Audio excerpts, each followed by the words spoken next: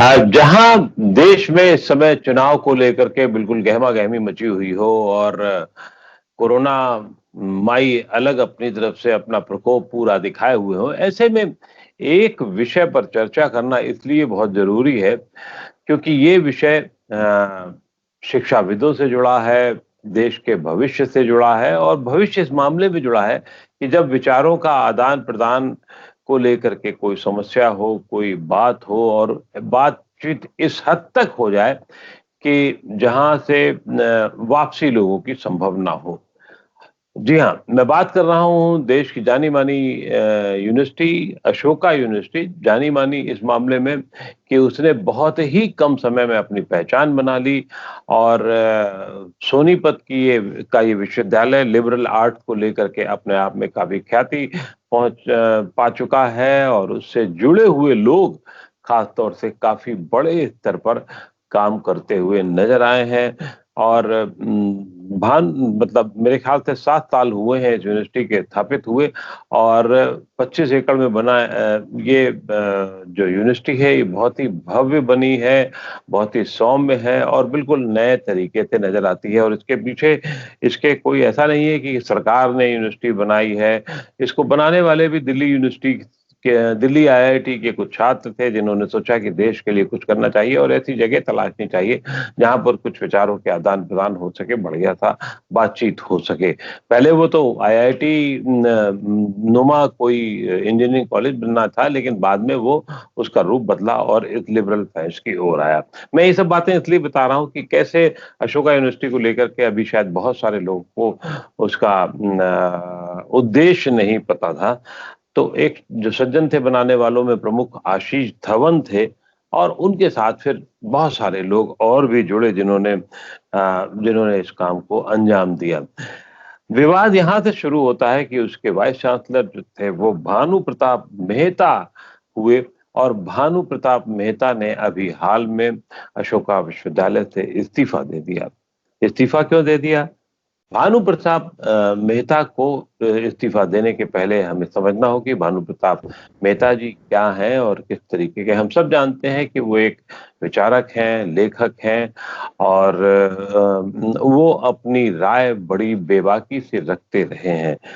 तो इस भानु प्रताप के इस्तीफा देने और फिर उसके बाद एक और मेहता साहब के इस्तीफा देने के बाद में सुब्रमण्यम साहब ने इस्तीफा दे दिया और फिर अंतर्राष्ट्रीय स्तर के जो शिक्षाविद थे उन्होंने भी किनारा काटना शुरू कर दिया। तो अचानक एक ये बनता हुआ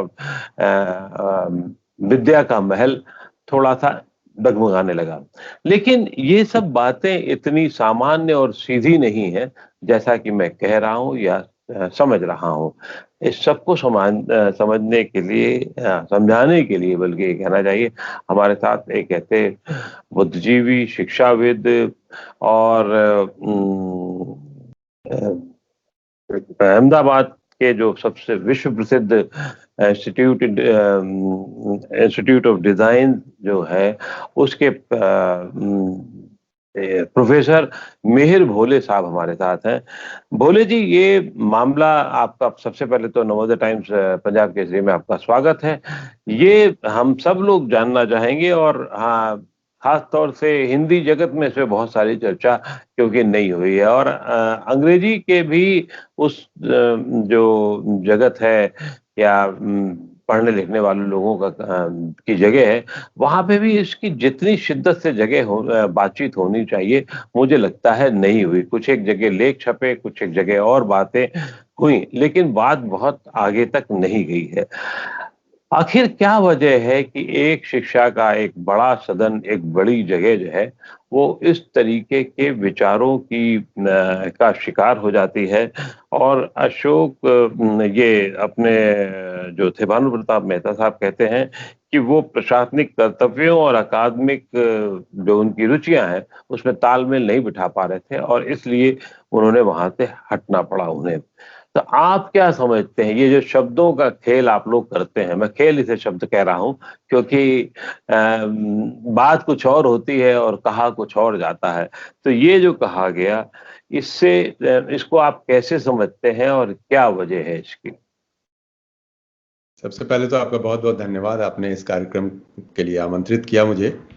और जहाँ तक एक शिक्षाविद होने के नाते जो हमारा व्यक्तिगत अनुभव भी रहा है कि संस्थान और संस्थान से जुड़े लोगों के बीच के संबंध क्या होते हैं, और संस्थान से जुड़े हुए लोग और उनके विद्यार्थी और जो पूरा समाज, इन तीनों चारों के बीच का संबंध क्या होता है। तो इस संदर्भ में ही हम इन सब चीज़ों को थोड़ा समझने की कोशिश कर सकते हैं। मुझे लगता है कि जहाँ तक सबसे पहले तो मैं कह दूं कि प्रताप भानु मेहता साहब निश्चित रूप से एक बहुत बड़े अच्छे नामी गिरामी इंटेलेक्चुअल हैं हिंदुस्तान के। उनके लेख इंडियन एक्सप्रेस में और रेगुलर पब्लिश होते रहते थे, हम लोग बड़े चाव से उसको पढ़ते थे। और कई दफ़ा आप किसी भी व्यक्ति के, चाहे वो कितना ही अच्छा विचारक ना क्यों ना हो, उसकी हर बातों से तो आप एग्री नहीं कर सकते हैं, इत्तेफाक नहीं रख सकते हैं। लेकिन हाँ, अगर आपको ये लगता है कि ये व्यक्ति ऐसे विषयों पे बात करता है जिस पे वो, उसमें एक खुलापन है, एक वैचारिक उसके साथ एक खुलापन है और एक न्यूट्रलिटी है और अपना एक दृष्टिकोण है उसका, तो आप निश्चित रूप से उसके लिए उसकी तारीफ भी करते हैं और आपके दिल में उसके लिए जगह भी होती है। तो मेरे दिल में भी, क्योंकि वो बहुत सुलझे हुए इंटेलेक्चुअल हैं, तो वो सम्मान तो है ही उनके लिए। अब दूसरी बात जो है, वो बात रही एक विश्वविद्यालय के, नए विश्वविद्यालय की स्थापना के साथ, जिसके साथ वो जुड़े थे, और उसके साथ जुड़ने की वजह से उस विश्वविद्यालय को भी एक नई किस्म की ख्याति मिली थी कि ऐसे लोग उसके साथ जुड़ रहे हैं। तो ये सारी बातें अपने आप में बहुत अच्छी हैं, होनी भी चाहिए।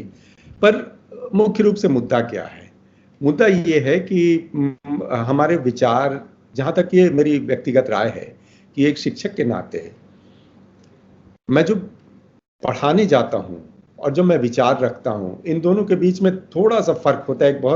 एक थिन लाइन जिसको हम कहते हैं, वो एक थिन लाइन, एक पतली सी रेखा दोनों के बीच में होती है।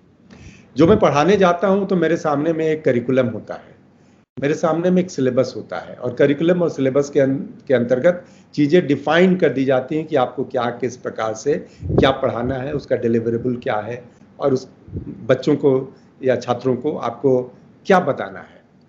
अब जहाँ तक रहा विचारों का सवाल है, जो हम लोग क्लासरूम में लेके जाते हैं, तो किसी भी विषय को आप सोशल साइंस के देख लें, ह्यूमैनिटीज़ के देख लें, और दूसरे भी किसी भी विषय के देख लें, कोई एक थ्योरी होती नहीं है, कई सारी थ्योरीज होती हैं। तो जब हम क्लास में जाते हैं तो हम तो कई सारे विषयों पे, एक ही विषय पे कई नज़रिए प्रस्तुत करते हैं, कई लोगों के नज़रिए प्रस्तुत करते हैं। तो मुझे लगता है कि एक शिक्षक के रूप में मुख्य रूप से हमारी जिम्मेदारी ये होती है कि हम जो मल्टीपल व्यूज़ हैं उसको क्लास में आने दें। और जब मुझे लगता है कि आज दिक्कत ये हो रही है, मैं किसी विशेष यूनिवर्सिटी के संदर्भ में ये बात नहीं कह रहा हूँ, जो जिस किस्म से भारत में कई बड़ी यूनिवर्सिटीज़ में और बड़ी छोटी कई सारी यूनिवर्सिटीज़ में ये समस्या हमारे सामने खड़ी हो रही है। और समस्या ये क्या है? समस्या मुख्य रूप से ये है कि अगर शिक्षक अपने ओपिनियन को लेके क्लासरूम में जाता है, और शिक्षक इसलिए पहचाना जाता है कि क्लासरूम में छात्रों के बीच में कि उसके कुछ ओपिनियन है, तो ये शिक्षा के लिए अच्छी बात नहीं है। शिक्षा के लिए जो सबसे ज़रूरी बात है कि वो एक कमिटेड टीचर है, वो एक न्यूट्रल टीचर है, वो एक बैलेंस टीचर है, और वो अब विषयों के बारे में गहराई से जानता है, उसकी सिंसियरिटी जो है वो ज़्यादा महत्व रखती है।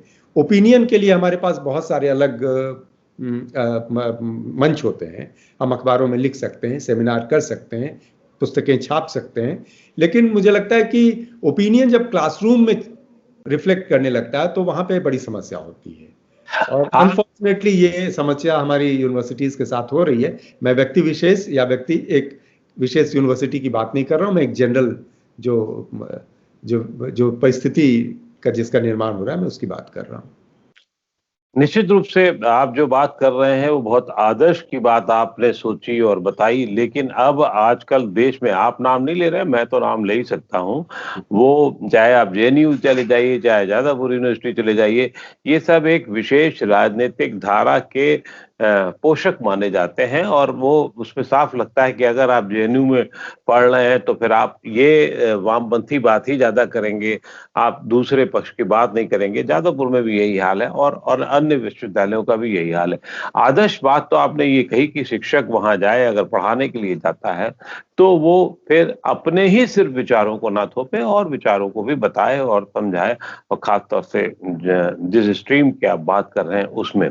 लेकिन होता ऐसा नहीं है। होता ये है, एक तो मैं माफी के साथ ये कहूंगा कि आजकल पढ़ने पढ़ाने के जो दौर है वो, उसमें पहले तो होता ही कितना, एक ये बड़ा सवाल हो, और जब वो इंस्टीट्यूशन बड़े हो जाएं तो निश्चित रूप से वहां होता है। ऐसा नहीं होता है कि पढ़ाई नहीं होती है, लेकिन वो एक ये मान लिया जाता है कि शिक्षक जो पढ़ाने जा रहा है वो इस विचारधारा का होगा। जबकि अगर आपको विचारों का शिक्षक एक विस्थाई, मतलब एक निश्चित विचारधारा का शिक्षक रखना है, तो फिर ठीक है, वो एक मुझे लगता है गेस्ट टीचर हो वो ज्यादा अच्छा है बनस्पति से इसके रेगुलर टीचर होने या रेगुलर उसके कामकाज में देखने वाला। लेकिन ऐसा होता नहीं है।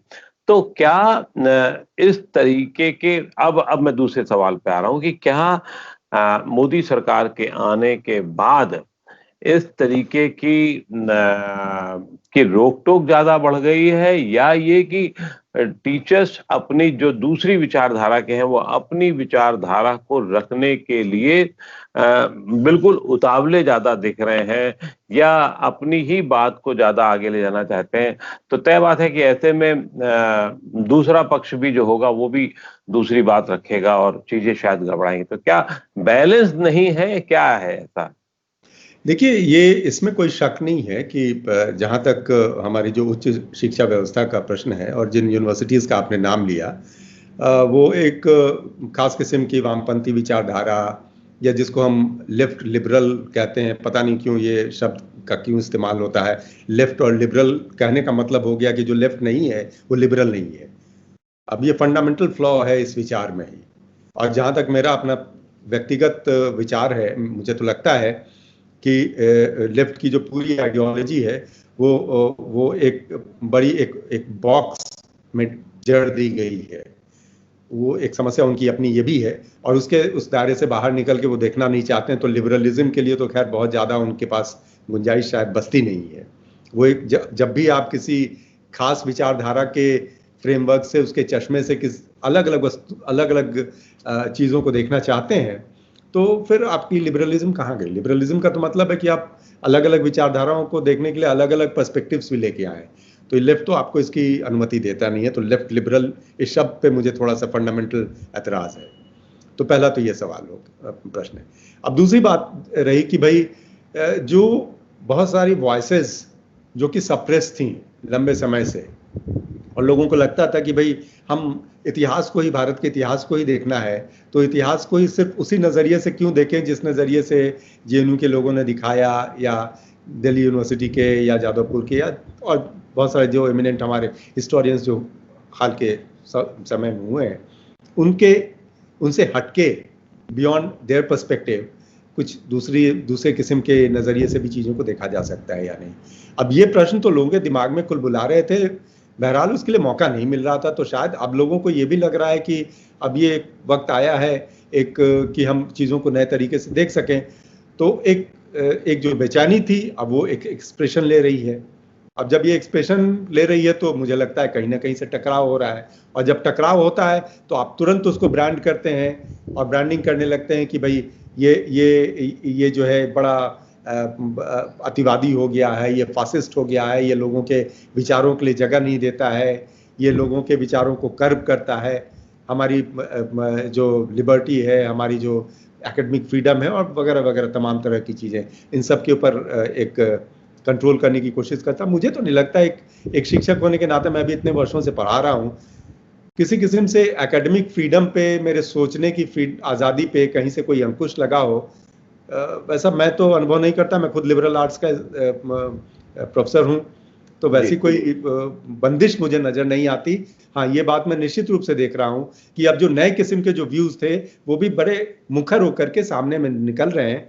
आज ही अगर आप टाइम्स ऑफ इंडिया के एक दो आर्टिकल्स को पढ़ेंगे जिसमें इस बात पे चर्चा की गई है। Indian institute of advance studies के जो डायरेक्टर साहब हैं परांजपे साहब, उन्होंने इस बात की तरफ इशारा किया है।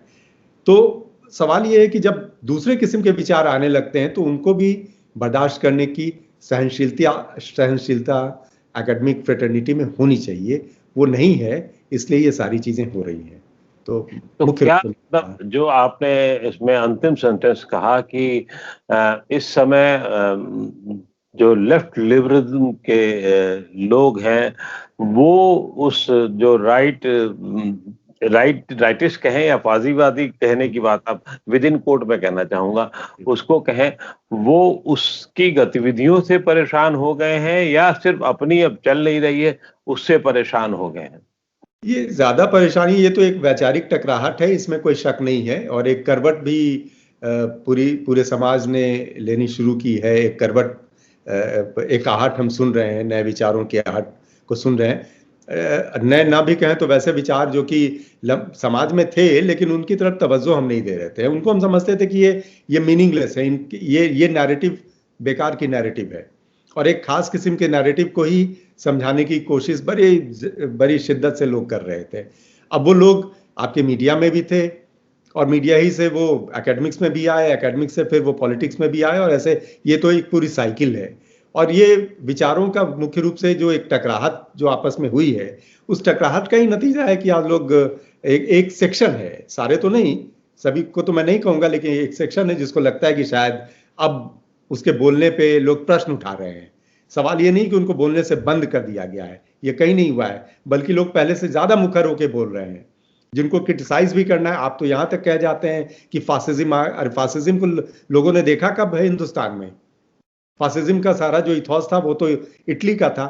हाँ। ये तो वेस्टर्न इथॉस था। भारत में लोगों ने फासिज्म का अनुभव कब किया कि ये फासिज्म इस किस्म के से शब्दों को इंपोर्ट करके, एक्सट्रापोलेट करके, और समाज के अलग, जिससे आपकी वाकफियत नहीं हो, जिससे आपका डिसएग्रीमेंट हो, उसके ऊपर अगर आप चस्पा करेंगे तो फिर दूसरे साइड से भी लोग दूसरी किस्म की बातें निकालेंगे। तो मुझे लगता है ये एकेडमिक्स के लिए एक अच्छा लक्षण नहीं, ऐसे नहीं होना चाहिए। आपने एक बहुत महत्वपूर्ण बात कही, वो ये कि जिस पूरा जो परसेप्शन बन रहा है, जो धारणा बन रही है, उसको तोड़ती भी है। वो ये है कि मोदी सरकार 1 और 2 में क्या विचारों की स्वतंत्रता को दबाया जा रहा है या सिर्फ एक तरफा बात की जा रही? तो आप कह रहे हैं कि नहीं, हमारे पास कोई उस तरीके का बंधन नहीं है, हम जो अपने विचार से कहना चाहते हैं वो हम कहते हैं। आपका कहना ये है। इसको थोड़ा और एलोबरेट कीजिए कि क्यों ऐसा लोग कह रहे हैं कि एक तरफा विचार को ही बढ़ाया जा रहा है? अब मुझे लगता है इसी नैरेटिव को अगर हम पलट दें, तो मोदी सरकार के आने के पहले, मैं पॉलिटिकल नहीं होना चाहता, लेकिन चूंकि आपने एक पॉलिटिकल कॉन्टेक्स्ट में इस बात की चर्चा की है, तो चलिए उससे मुझे परहेज नहीं कहना चाहे तो नहीं काम चलेगा उसको, क्योंकि स्थितियां हैं, जो आरोप लग रहे हैं, बातें चल रही, उसमें बहुत महत्वपूर्ण है वो निश्चित रूप से। तो चलिए उसका एक, और पॉलिटिक्स कोई बुरी चीज है नहीं, वो तो हमारे समाज की ही चीज है। हम सब उसके अंग हैं, उसका हिस्सा बन जाते हैं, हम चाहें ना चाहें। अब रही बात कि जो स्वतंत्रता का सवाल है, तो मुझे लगता है कि यही नैरेटिव 2014 के पहले क्यों नहीं उठा? क्यों लोगों ने ये नहीं कहा? आज जो लोग जिनके ऊपर आप उंगलियां उठाते हैं कि ये लोग हमारी आवाज को दबा रहे हैं, तो कल को शायद कुछ दिनों पहले तक शायद उनकी आवाज भी दबाई जा रही थी, उनकी भी आवाज नहीं निकल पा रही थी। एक ही किस्म के नैरेटिव को पूरे समाज में बताया जा रहा था, थोपा जा रहा था, कहा जा रहा था, प्रकारांतर से कहा जा रहा था, in different words, in so many different words. आप इंग्लिश में बोल रहे थे, हिंदी में बोल रहे थे, उर्दू में बोल रहे थे, सिनेमा के माध्यम से बोल रहे थे, डॉक्यूमेंट्रीज बना के बोल रहे थे, सेमिनार्स में बोल रहे थे। तो ये तो हम लोगों ने भी अनुभव किया है। तो अगर आप सामाजिक सच्चाइयों की बात करते हैं, तो आपको फिर सामाजिक सच्चाइयों को बड़ी बेबाकी के साथ रखना पड़ेगा, फिर उसको एक खास किस्म के नजरिए से नहीं रखना पड़ेगा। अब आज शायद पहली बार जो दूसरा पक्ष है, समाज में कभी एक पक्ष होता नहीं है, दूसरा पक्ष भी होता है, तीसरा भी होता है, कई सारे पक्ष होते हैं। जो दूसरा पक्ष है, जो मुखर होकर सामने में आ रहा है, उसको शायद वो दूसरों की आवाज दबा नहीं रहा है, दबाने का काम नहीं कर रहा है, वो सिर्फ अपनी आवाज बुलंद कर रहा है। और उसकी आवाज की बुलंदी शायद आज लोगों के कानों के पर्दों पे असर डाल रही है, वो मीडिया पे भी असर डाल रही है, शिक्षकों पे भी असर डाल रही है, छात्रों पे भी असर डाल रही है। तो शायद लोगों को ये लग रहा है कि ये एक नया नैरेटिव भी है, या एक ऐसा नैरेटिव है जो कि दबा दिया गया था या जिसके बारे में चर्चा नहीं हो रही थी। अब वो शायद एक किस्म का एक नया रेनेसां है, एक नया पुनर्जागरण है, फिर से बातें वापस आ रही हैं। तो ठीक है, दोनों को साथ में रहना चाहिए, दोनों अपनी अपनी बात कहें और लोगों के ऊपर छोड़ो कि लोग क्या डिसाइड करते हैं। हम आप मिलकर ये डिसाइड नहीं कर रहे कि हमारी बात चले या आपकी बात चले। तो लेकिन लेकिन ये बात आप जो कह रहे हैं ये मानी कहाँ जा रही है? ये तो कह रहे हैं नहीं नहीं पूरा दबाया जा रहा है, पूरा सब खत्म हो जाएगा, पूरी चीजें बर्बाद हो जाएंगी। तो क्या देश का 60-65 साल में जो प्री मोदी कार्यकाल था उसमें अटल बिहारी वाजपेयी के निपके भी मान लीजिए अगर आप निकालने की कोशिश करें वो भी कोशिश, क्योंकि उस पर बहुत ज्यादा वो नहीं होते हैं, सवाल नहीं उठाए जाते हैं, तो वो कोशिश करे तो क्या ऐसा था कि इतिहास एक तरफा लिखा गया? आप भी ये मानने को तैयार हैं कि इतिहास एक तरफा लिखा गया, विचारों को एक तरह से सिर्फ ढालने की कोशिश की गई, चाहे वो और सबसे खास ठीक है पढ़ाई लिखाई भाषा में वो सब तो चलता है, लेकिन दूसरे माध्यमों में टीवी के माध्यम से, सिनेमा के माध्यम से, तो क्या वो एक तरफा बात ज्यादा की गई? इसमें शक नहीं है। इसमें शब्द और जोड़ दें तो क्या राष्ट्रवाद की बात अब ज्यादा हो रही, पहले बिल्कुल नहीं होती थी या नहीं करने दी जाती थी? देखिए, मुझे लगता है कि चूंकि एक शिक्षक होने के नाते हम लोग रिसर्च भी करते हैं, रिसर्चर भी हैं, रिसर्च गाइड करते हैं और करवाते हैं वगैरह। तो एक रिसर्च में एक शब्द है एम्पेरिकल, यानी कि जिसका कि आपके पास साक्ष्य हो। हाँ, तो अगर एम्पेरिकल आधार पे ये बातें करेंगे तो ये जो सारी अटकलें जो लगाई जा रही हैं या जो जिस किस्म के आपके ऊपर आरोप लगाए जाते हैं कि भाई आवाजों को दबाया जा रहा है या कुचला जा रहा है, ये तो नंबर 1 ये प्रूव नहीं हो पाएगा। और क्योंकि ये गलत उल्टे प्रूव ये हो जाएगा कि पहले इन सब चीजों के लिए जगह नहीं दी जा रही थी, आज शायद इन चीजों के लिए ज्यादा जगह दी जा रही है। तो ये बात तो ये तीर तो निशाने पे लगने वाला नहीं है, ये तीर बिल्कुल निशाने पे लगने वाला नहीं है। मुझे लगता है कि शायद पहले इस किस्म की व्यवस्था नहीं थी जहां लोग खुल के अपनी बातों को कह सकें। आज तो आप सरकार को, सरकार की व्यवस्था को, शिक्षा की व्यवस्था को, अर्थव्यवस्था को, हर चीज को खुलेआम चुनौती दे रहे हैं, चैलेंज कर रहे हैं। इसमें कोई बताने की जरूरत तो है नहीं। दिन रात आप मीडिया को देख रहे हैं, दिन रात आप टीवी को देख रहे हैं, दिन रात आप नेताओं को देख रहे हैं, दिन रात आप एकेडमिशियंस को देख रहे हैं, थिंकर्स को देख रहे हैं। हर कोई अपने विचारों को व्यक्त कर रहा है और बहुत फोर्सफुली व्यक्त कर रहा है।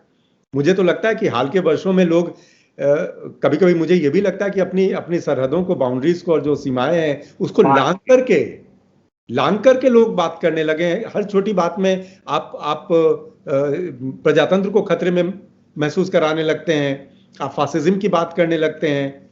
फासिज्म आपने देखी क्या है, कहाँ है? और फासिज्म का अनुभव हिंदुस्तान को हुआ कब था? ये तो एक बाहर की व्यवस्था थी। लेकिन एक बड़ा सा शब्द है जो आपके माथे पे मढ़ दिया गया है। ये कोई जरूरी नहीं कि हर चीज हो तभी आपको पता हो, लेकिन बड़ा सा शब्द है जो आपके जो अत्याचार या फासिज्म की जो चीजें वो आपके माथे पे रख दी गई हैं। वो एक तरीका है विरोध अपना बड़ा करने का। मुझे लगता है शायद उसको बड़ा दिखाने का और बड़ा करने का शायद यही एक बात सिर्फ मैं इसमें जोड़ना चाहूंगा, जो कि चूंकि हम लोग एक एकेडमिक इंस्टीट्यूशंस के कॉन्टेक्स्ट में हम लोगों ने ये बात शुरू की थी, तो मुझे लगता है कि जहां तक ये समाज में, मीडिया में, पॉलिटिक्स में ये बातें हों तो इससे कोई बहुत परेशानी नहीं है, क्योंकि उसका नेचर है वैसा। उस किस्म की बातों को करने का गलत सही ये प्लेटफॉर्म आपको वहीं पे मिलता है। लेकिन जब आप एकेडमिक्स में आते हैं तो वो एकेडमिक्स तो एक बहुत न्यूट्रलिटी की बात करता है। वहां पे ये प्लेटफॉर्म नहीं है आपके लिए कि आप आपकी जो विचारधारा हो, आपके विचार और विचारधारा के बीच में फर्क करना पड़ेगा आपको। आपके विचार कुछ भी हो सकते हैं, लेकिन अगर आप विचारधारा से संस्थानों को प्रभावित करना चाहते हैं, छात्रों को प्रभावित करना चाहते हैं, क्लास को प्रभावित करना चाहते हैं, तो ये एक बहुत ही गलत तरीका है, बहुत ही गलत तरीका है। इसकी जितनी मतलब क्रिटिसिज्म की जाए और जितना इस पे कम बात की जाए उतना कम है, क्योंकि इस पे बहुत गहराई से समाज को देखना पड़ेगा। इसको हम हल्के में नहीं ले सकते। बिल्कुल ठीक है। अब हम फिर पुनः उस बात पर आ रहे हैं जहाँ से बात हम लोगों ने शुरू की थी, और ये विषय ऐसा है कि जिस पे घंटों चर्चा की जा सकती है। तो क्या अशोका यूनिवर्सिटी जिस उससे बसाया गया था, उद्देश्य से जिस तरीके से उसको आगे बढ़ाया गया था, तो मतलब अब क्या ये बात समझें कि नहीं ऐसा नहीं होगा, या ये समझें क्योंकि दुनिया में कई बार ऐसा हुआ है, हार्वर्ड में, येल की यूनिवर्सिटी में, जहां उन्होंने इस तरीके की चुनौतियां देखी और फिर वो अपने आप में एक स्थायी रूप उन्होंने ले लिया। भानु प्रताप मेहता अब वहां नहीं है, या और लोग, कुछ एक लोग नहीं होंगे, तो ये क्या सिर्फ संकेत के तौर पर माना जाए कि ये थोड़ा उबाल आया था, अब खत्म हो जाएगा, धीरे धीरे खत्म हो जाएगा, या ये होगा कि पहले की तरीके से वहां पर विभिन्न विचारों की संस्कृति होगी, विभिन्न विचारों की खोज होगी, बातचीत होगी, रिसर्च होगा, और उसको एक नए रूप में सामने आएगा यूनिवर्सिटी। देखिए, एक बहुत अच्छी उभरती हुई यूनिवर्सिटी है, इसमें कोई शक नहीं है। देश के बड़े प्रबुद्ध लोग, नामी गिरामी लोग उस यूनिवर्सिटी के साथ जुड़े हैं, इसमें भी कोई शक नहीं है। वहाँ के छात्रों को भी मैं जानता हूँ, कई सारी फैकल्टी के बारे में भी जानता हूँ, चूँकि खुद उसी बैकग्राउंड से आता हूँ मैं भी। तो उसमें कोई शक नहीं है कि ऐसे इंस्टीट्यूशंस की ज़रूरत है भारत को, और बहुत ज़रूरत है। खास करके जब हमारी पब्लिक फंडेड यूनिवर्सिटीज़ और इंस्टीट्यूशंस जो हैं उतना अच्छा परफॉर्म नहीं कर पा रही हैं, तो कम से कम प्राइवेट फंडेड इंस्टीट्यूशंस को लीड लेकर के उस जगह को, जो कमी, जो क्षति हो रही है, उसको पूरा करने की ज़रूरत है। तो वहाँ तक तो बात बिल्कुल सही है। और पर मुझे लगता है कि कोई भी इंस्टीट्यूशन एक समाज के लिए जब खड़ा किया जाता है तो उसके कुछ सामाजिक दायित्व भी होते हैं। अल्टीमेटली आप क्या मैसेज दे करके अपने छात्रों को वहां से निकालना चाहते हैं, इसके बारे में भी आपको बहुत बहुत केयरफुल होना पड़ेगा, और ये बड़ी बड़ी बड़ी सेंसिटिव बात है, इसको बहुत हल्के में हम नहीं ले सकते। तो इसलिए मैंने कहा कि विचार और विचारधारा के बीच में फर्क करना, ओपिनियन और पॉइंट ऑफ व्यू और ये सारी चीज़ें जो होती हैं इसके बारे में, और आइडियोलॉजी और आइडियोलॉजिकल स्टैंस जो हम लोग लेते हैं, इसके बीच में फ़र्क करना इंस्टीट्यूशंस को सीखना पड़ेगा और सिखाना पड़ेगा अपने शिक्षकों को भी, छात्रों को भी, जहाँ भी हों, कोई भी इंस्टीट्यूशन हो। मैं किसी पर्टिकुलर इंस्टीट्यूशन का नाम नहीं लेना चाहता। जब कोई संस्था खड़ी होती है तो संस्था का, किसी भी इंस्टीट्यूशन का, वो शैक्षणिक हो या किसी किस्म को, एक सामाजिक उसकी दायित्व है का, उसका एक दायित्व है, और उस दायित्व के दायरे में उसका मूल्यांकन करना बड़ा ज़रूरी होता है। ऐसे कई सारे इंस्टीट्यूशंस आते हैं, हम उससे उम्मीद ये रखते हैं कि वो अच्छे नागरिक प्रोड्यूस करें, अच्छे स्कॉलर्स प्रोड्यूस करें, अच्छे छात्र प्रोड्यूस करें, अच्छे प्रोफेशनल प्रोड्यूस करें, और उसके लिए शिक्षकों के बीच भी उसी किस्म की ट्रेनिंग, उसी किस्म का कमिटमेंट, न्यूट्रलिटी, एकेडमिक विगर, ये सारी चीज़ें ज़रूरी हो जाती हैं।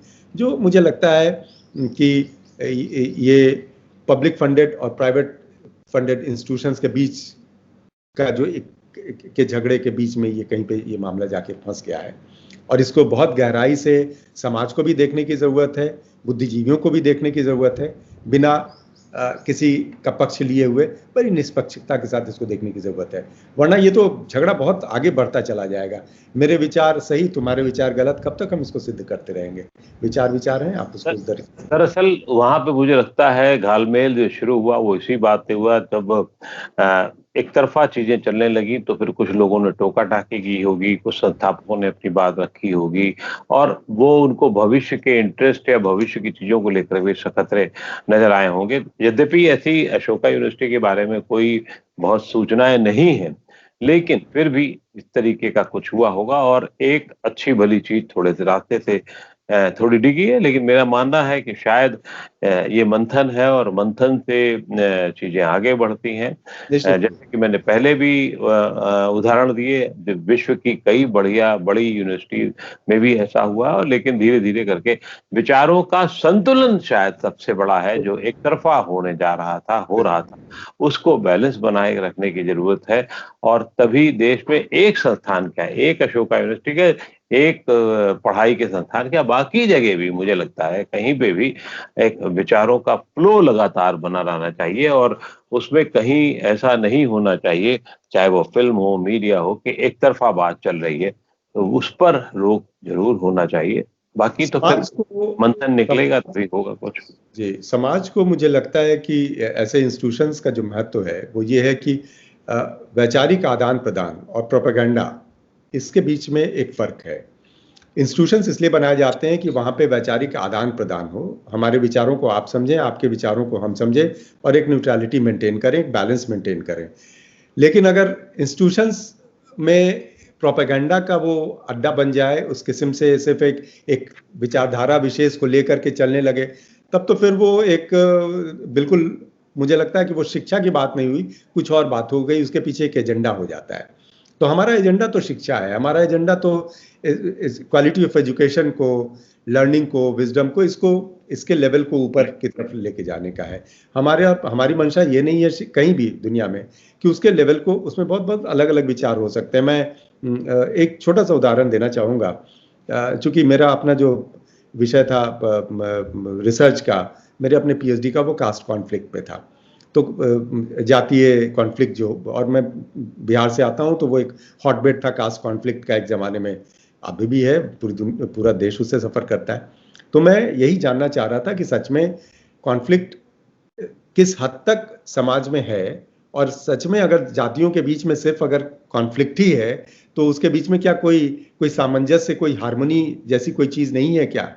अगर सिर्फ हम लगातार एक दूसरे से लड़ते ही रहे होंगे इतने सालों में, तो हम अभी तक सरवाइव कैसे कर रहे हैं? तो इसका मतलब है कि कुछ ना कुछ हमारी आपके बीच की अंडरस्टैंडिंग भी है, हमारे आपके विचार अलग अलग होते हुए भी हम कुछ मुद्दों पे एक साथ इकट्ठे होते हैं, और मेरी पसंद भी यही थी। तो इसी किस्म के से एकेडमिक इंस्टीट्यूशंस के बारे में भी यही बात लागू होती है कि हमारे आपके विचार अलग अलग हो सकते हैं, होने भी चाहिए, चीज़ों को नई नई अलग अलग दृष्टिकोण से देखा जाना चाहिए। लेकिन जहाँ तक विचारों को थोपने, आरोपित करने और उसको एक पॉलिटिकल एजेंडा बना के चलने का प्रश्न है, इंस्टीट्यूशंस को इन सब चीज़ों से बाज आना चाहिए, अच्छा, उससे परहेज सही है करना कि चाहिए। बिल्कुल सही है कि इंस्टीट्यूशंस को इस तरीके से एक तरफा विचारधारा से बाहर जाना चाहिए, चाहे वो कोई भी विचारधारा हो, और उस पे खास तौर से अपनी बात, सबको अपनी बात रखने का हक होना चाहिए, ताकि तभी नई चीजें आ सकती हैं।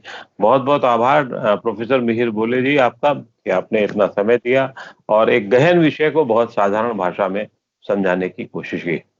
पुनः आपका आभार।